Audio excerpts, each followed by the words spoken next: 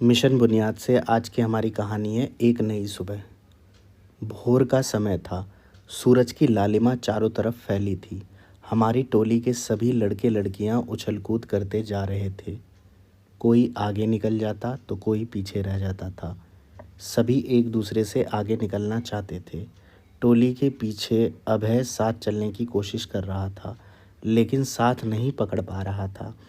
उसे अपनी बैसाखी के सहारे चलना पड़ रहा था। तभी राकेश बोला, जल्दी चलो, देर हो जाएगी। उसने हाँ में हाँ भरी और बैसाखी को तेज तेज बढ़ाना शुरू कर दिया। अब हमारी टोली एक साथ एक चाल से बढ़ी जा रही थी। कुछ ही समय में हम सब खेत पहुंच गए। दादाजी हमारा ही इंतज़ार कर रहे थे।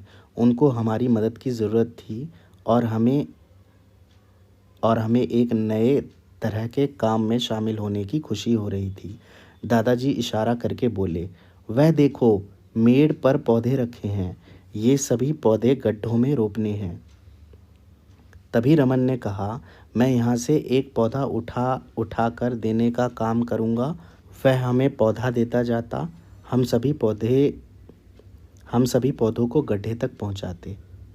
पौधों के लिए गड्ढे दादाजी ने पहले से तैयार किए हुए थे। कुछ ही देर में सारे पौधे अपनी जगह पर पहुंच गए। हम में से हर एक एक गड्ढे में पौधा रोप रहा था। उसमें खाद मिट्टी भर रहा था। दादाजी बाल्टी से हर एक पौधे में पानी देते जा रहे थे। भोर की लाली की जगह अब धूप खिल गई थी। खिली हुई धूप में नए पौधे चमक रहे थे। उन्हें देखकर हमारी और दादाजी की आंखें भी खुशी से चमक रही थी।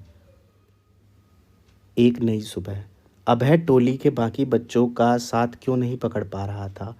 अभय टोली के बाकी बच्चों का साथ इसलिए नहीं पकड़ पा रहा था क्योंकि उसे अपनी बैसाखी के सहारे चलना पड़ रहा था।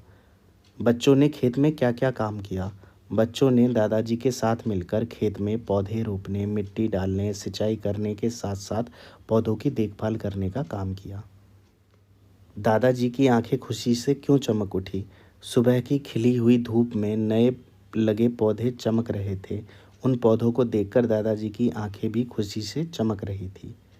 चौथा प्रश्न है, पौधा रोपने के लिए क्या क्या किया जाता है? किसी से पता कीजिए और लिखिए। पहले मिट्टी को खोदकर उसे मुलायम बनाया जाता है। फिर पौधे को गड्ढा बनाकर उसमें रोपा जाता है। अच्छे से जड़ को मिट्टी में दबाने के बाद उसमें थोड़ा थोड़ा पानी डाला जाता है ताकि जड़ मिट्टी में अच्छे से अपनी पकड़ बना ले। प्रश्न 5 है, आपने कभी न कभी किसी की मदद ज़रूर की होगी। कब और कैसे, लिखिए। जब मैं एक दिन स्कूल से घर आ रही थी तो एक बूढ़ी दादी सड़क पार नहीं कर पा रही थी। मैंने उनकी सड़क पार करने में उनकी मदद की। जो स्कूली बच्चे हैं उन्होंने लिख लिए होंगे। इसी के साथ जो बच्चे हमारे चैनल से हिंदी सीख रहे हैं और जिनको पढ़ने लिखने में दिक्कत होती है, अगर वो कहानियों का अभ्यास करेंगे और लाइन वाइज इसी तरह से अपने प्रश्न उत्तरों को एक बार हमारी तरफ से लिखेंगे और दूसरी बार अपनी तरफ से बना कर लिखेंगे, तो उनका बहुत फ़ायदा होगा हिंदी लिखने पढ़ने के क्षेत्र में। आप अपने उत्तर भी नीचे कमेंट सेक्शन में लिख सकते हैं, जिससे और बच्चों को और आइडियाज़ मिले और हेल्प मिले, और जो नए लोग हमारे चैनल से जुड़े हैं उन्हें कुछ ज़्यादा वैल्यू मिल सके इस वीडियो से।